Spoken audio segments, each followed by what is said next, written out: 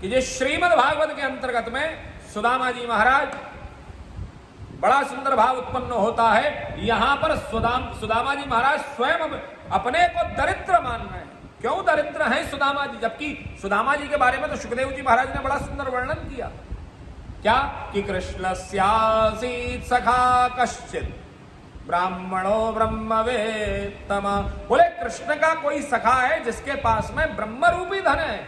आज उस ब्रह्म रूपी धन को धारण करने वाला वह ब्राह्मण देवता सुदामा जी महाराज अपने आप को क्या कह रहे हैं कि क्वा हम दरिद्र पापीयान क्वा कृष्ण श्रीनिकेतन। मैं दरिद्र हो गया। जरा विचार कीजिए, ये ऐसा परिवर्तन कैसे आ गया सुदामा जी के अंदर? बहुत साधारण सी बात है। जब तक कृष्ण से मिले नहीं थे तब तक उनके मन में कृष्ण से मिलने की चाह थी, इच्छा थी, आकांक्षा थी, लालसा थी। और जब भगवान कृष्ण से मिल लिए तो मिलने के बाद में वह जिस परब्रह्म परमेश्वर का वह चिंतन किया करते थे, वह परब्रह्म परमेश्वर का साक्षात भगवान श्री कृष्ण के रूप में क्वा कृष्ण श्रीनिकेतन, भगवान श्री कृष्ण के स्वरूप में उन्होंने दर्शन किया।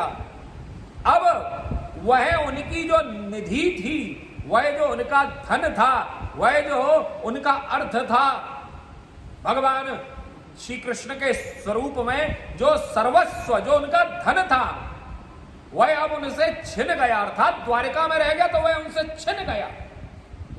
और जब छिन गया तो स्थिति क्या हुई? अब वह अपना धन द्वारिका में छोड़ के चल दिए। तो वह जब अपना धन, वह निर्गुण निराकार का उपासक ब्राह्मण जब सगुण साकार स्वरूप को, वह जो उनकी अनुपम निधि है, उस निधि को, उस धन को छोड़ करके वह जब वापस लौटे हैं तो वह अपने आप को मानो समझते हैं कि मुझसे बड़ा दरिद्री अब इस संसार में कोई नहीं। जिसको कृष्ण मिला लेकिन फिर भी वह कृष्ण को धारण नहीं कर पाया, उसको छोड़ करके आना पड़ा। जरा विचार करिए, यही स्थिति हमारी और आपकी। हम और आप लोग यहां विचार करिए कि हम और आप लोग भगवान को छोड़ करके, जिस दिन भगवान हमारे छूट जाए, भगवान का स्मरण, भगवान का सत्संग, भगवान का भजन, भगवान का ध्यान जब हमसे छूट जाए तो समझ लीजिए कि हमसे बड़ा दरिद्री इस संसार में कोई नहीं। और ये बात तो स्वयं हनुमंत लाल जी महाराज प्रभु श्री राम जी को कहते हैं।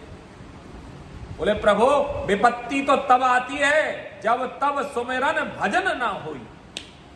जब आपका भजन जिस दिन नहीं होता है, जिस क्षण आपका भजन ना हो, समझ लीजिए उससे बड़ी विपत्ति दूसरी नहीं है।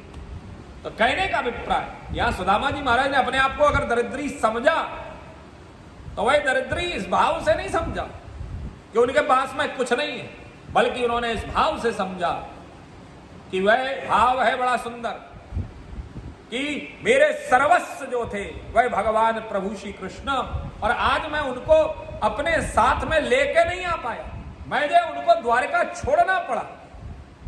तो इस कारण से मेरा जितना धन था, जो मेरी निधि थी, जो मेरा अर्थ था, जो मेरा काम था, जो मेरा मोक्ष था, वह सब कुछ आज मुझे द्वारिका में छोड़ करके आने पड़ा। तो मुझसे बड़ा दरिद्री दूसरा इस संसार में कोई नहीं, कोई नहीं।